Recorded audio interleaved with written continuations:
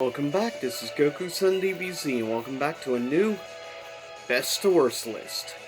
This is going to be in dedication to a specific, in my opinion, criminally underrated fighting game franchise this Best list is for. And it is for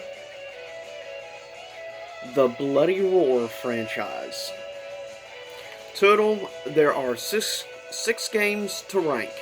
Technically, one of them is just two separate names, but it's the same game, released the same year, two different names because each version was released on a separate console. But I'm still going to count them as their own individual ranks.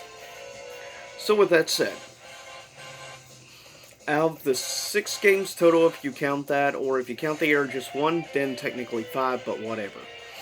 In 6th place, released in 2003, on the PlayStation 2, it is the last game in the franchise, and that is the game I just showed you, Bloody Roar 4.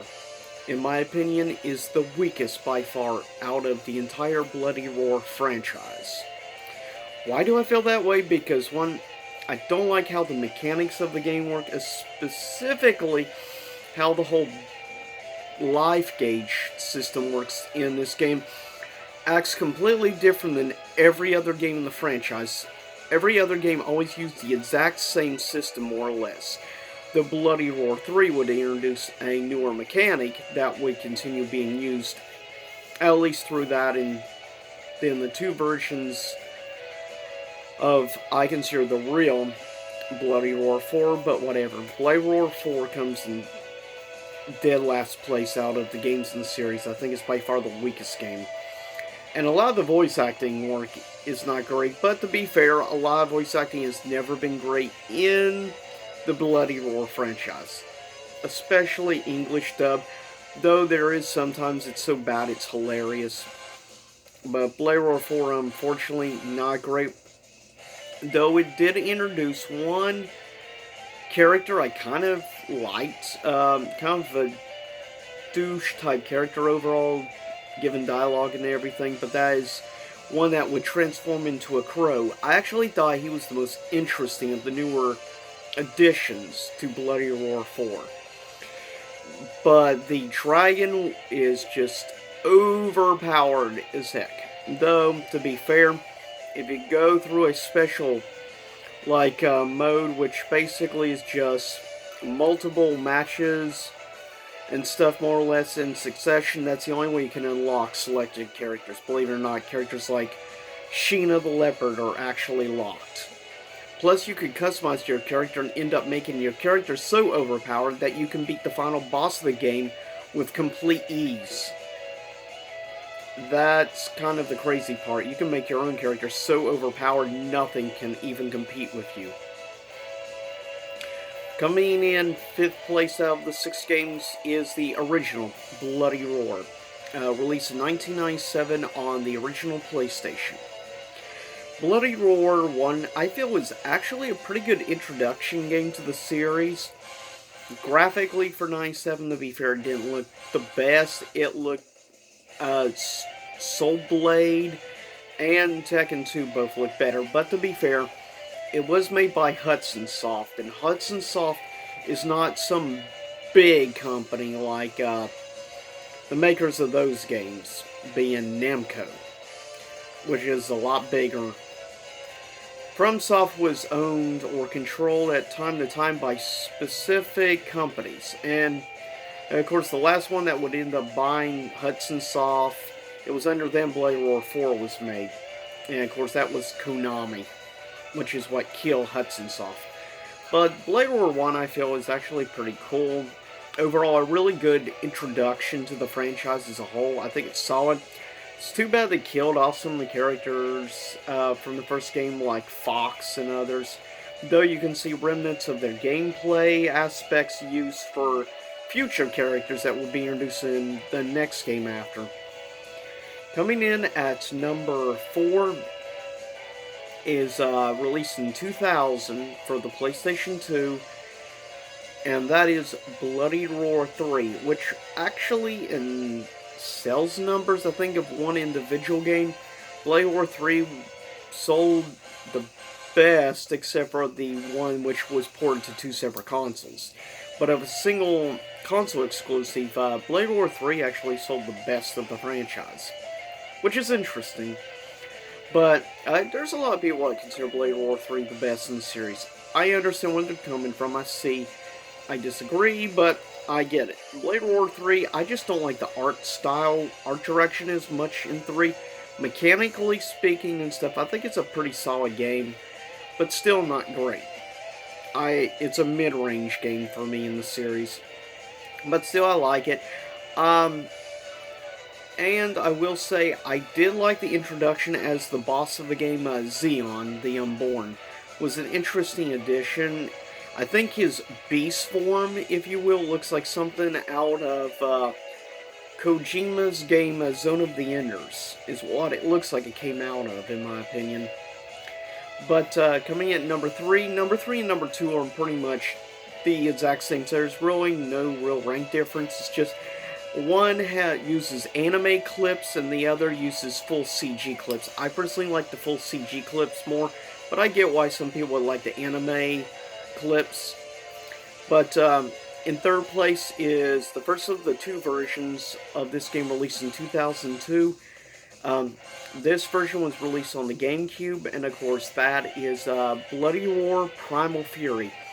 Which, to be fair, even though I may like the Xbox version a little bit more, mainly because also I like the Xbox controller more than the GameCube controller, I will say Bloody Roar Primal Fury, in my opinion, is probably easily one of the 3 best fighting games on the GameCube. I would say 3 best fighting games, in my opinion, are Soul Calibur 2, Bloody Roar Primal Fury, and I would say, if you consider it a fighting game, I guess you could say Smash Brawl. Or not Brawl, sorry, Melee, which by many is considered to be the best of the Smash series because the mechanics. But with that said, yeah, Primal Fury is a great game. If you're a GameCube fan and GameCube collector, that's a game you might want to add to your collection. But now, at number 2 is my favorite of the 2 versions, and that is released for the Xbox in 2002, Bloody Roar Extreme. In my opinion, is the better version. Plus, I think gameplay-wise, overall, I think the game is more solid on the Xbox, but that's because it has more powerful hardware to back it up, of course.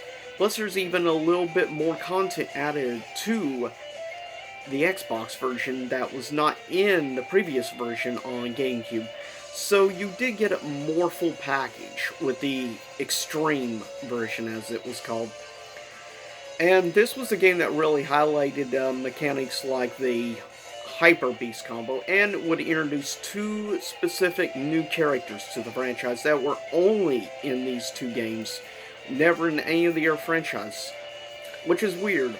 You had the introduction of Ganesha the elephant, which of course was based somewhat off the design was based off a little bit of the Hindu god, of course, with the same name. But also you have, keep in mind, Kronos, which actually is unique for the fact he has 2 beast forms. He has his normal beast form, which is a macaroni penguin, I think is the correct species of penguin. But yeah, he transforms into a penguin in his beast form, which can avoid almost all normal attacks with most characters because of how small the penguin is. So that can give you definitely kind of an unfair advantage, definitely, because it's annoying trying to fight the penguin form. Kronos in human form is actually pretty strong. He is annoying as heck. Ganesha, though, is freaking annoying with all his reversal holds and everything. He is just a pain to fight. But Kronos, if he transforms into his Hyper Beast form, the Phoenix, yeah, you better get ready for one hell of a fight if you're gonna play against the Phoenix form. Because his freaking combos, his hyper attacks are ridiculous. He has one where he like punches a hole through you, and that like move does like 60-70% damage. It's ridiculously overpowered. Plus, he can do one and steal all your beast drive gauge and add it to his own. He's a very ridiculously overpowered boss. And then you have the secret boss, Uranus the Chimera, which Chimera is a Chinese demon. Just a heads up. But, yeah, Uranus is overpowered as all. She's easily one of the most powerful, most OP bosses from the 6th console generation of fighting games. She put some of the others to shame in comparison of her power when she transforms into beast mode. You just better hope you have luck on your side, because otherwise you're done for. Coming at number 1, released in 1999 on the original PlayStation, in my opinion, probably in the top 5 best fighting games on the original PlayStation. And this is the game that really got me into the franchise. It got me to go out of my way to play all the games.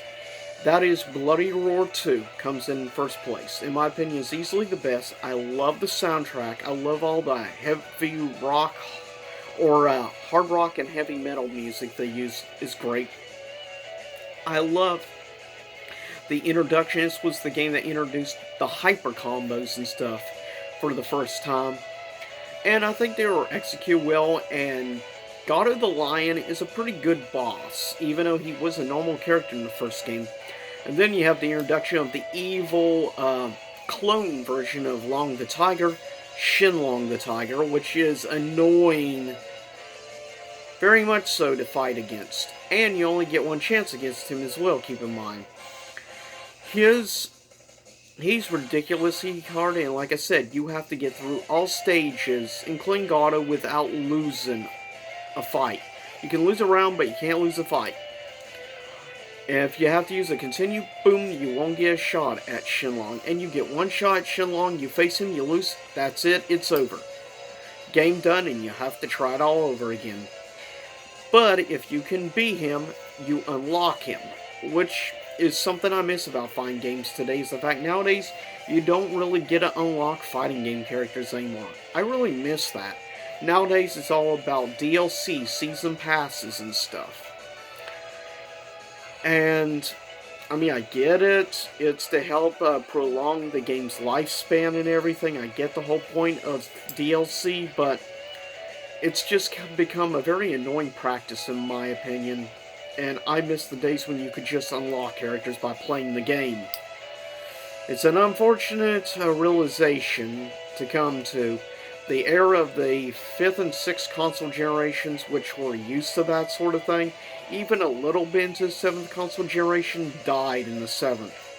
In the 8th console generation now, there are really no fighting games where you get to really unlock characters anymore. And it sucks. And I miss the better days. But with that said, this is my list of the best to worst of the Bloody Roar franchise. Leave a comment and tell me which is your favorite the Bloody Roar series as well. Which is your favorite Bloody Roar characters, villain or hero? I'm curious to see if also how many fans there are still out there in YouTube of the Bloody Roar series.